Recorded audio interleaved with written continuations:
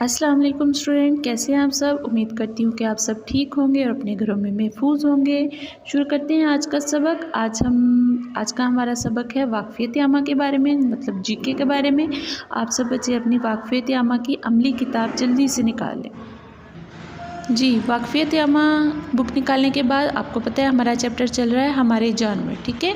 जानवर चैप्टर हमारा चल रहा है, तो जानवर चैप्टर में आप लोगों ने ये पेज सफ़ा ओपन करना है, ठीक है। ये पेज ओपन करें।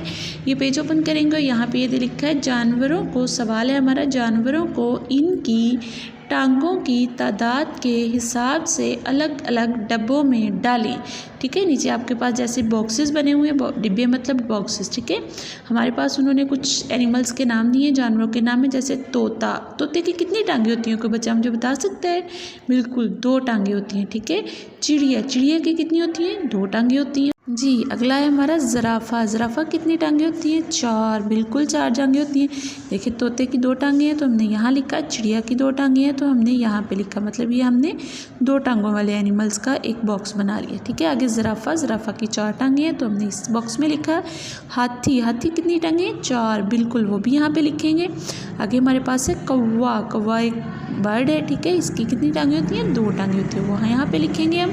आगे है पेंगुइन। पेंगुइन छोटा सा, आपको पता है ना, ब्लैक कलर का एक बर्ड है, तो इसकी कितनी टांगें होती हैं, बिल्कुल इसकी टांगें होती हैं 2, तो हम इसको 2 टांगों वाले जो बॉक्स बनाया है उसमें लिखेंगे। आगे है मुर्गी। मुर्गी, मुर्गी की कितनी टांगें होती हैं, बिल्कुल इसकी भी 2 टांगें होती हैं, वो भी हम यहीं लिखेंगे।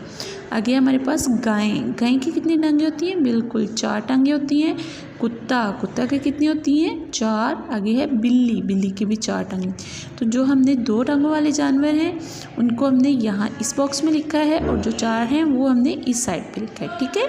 उससे आगे चलते हैं, अगला सवाल पढ़ेंगे। इंसान को जानवरों से क्या चीज़ें हासिल होती हैं, कोई सी 3 के नाम लिखें, ठीक है। जानवरों से हमें कौन कौन सी चीज़ें हासिल होती हैं, क्या बेनिफिट्स मिलते हैं, ठीक है। सबसे पहले हमें जानवरों से क्या मिलता है, दूध। बिल्कुल दूध मिलता है हमें, जो हमारी हड्डियों को मजबूत करता है, और हम सुबह शाम दोपहर दूध पीते हैं सब बच्चे, ठीक है। सबसे पहले हम लिखेंगे दूध। दूध लिखना आता है, दाल व दूध, दाल और है की बनी दूध। अगली क्या चीज़ होती है, बिल्कुल जब हम जैसे बड़ी ईद होती है उस पर जानवर कुर्बान करते हैं ना, तो हम गोश्त खाते हैं। इसी तरह हम अपनी मतलब कि ग़िज़ा के लिए भी बाहर से जानवरों का गोश्त लेकर आते हैं, ठीक है। दूसरी चीज़ है गोश्त, और आखिर लफ्ज़ है खाल। जब हम जानवरों को ज़िबा करते हैं तो उनकी खाल हासिल होती है, जिससे हम पर्स, जूते, बैग्स, मुख्तलिफ़ किस्म की चीज़ें हम बनाते हैं, ठीक है।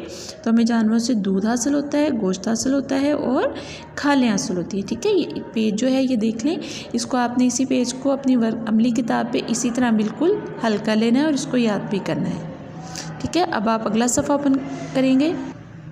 जी, तो अगला सफ़ा देखिए, जानवरों के बच्चों को उनके माँ बाप से मिलाएं, ठीक है। जो जानवर है, देखिए ना, एक जानवर होता है, एक बड़ा जानवर होता है, एक उसका बेबी होता है। अब उसके बेबी का नाम मुख्तलिफ होता है ना, आपको पता है।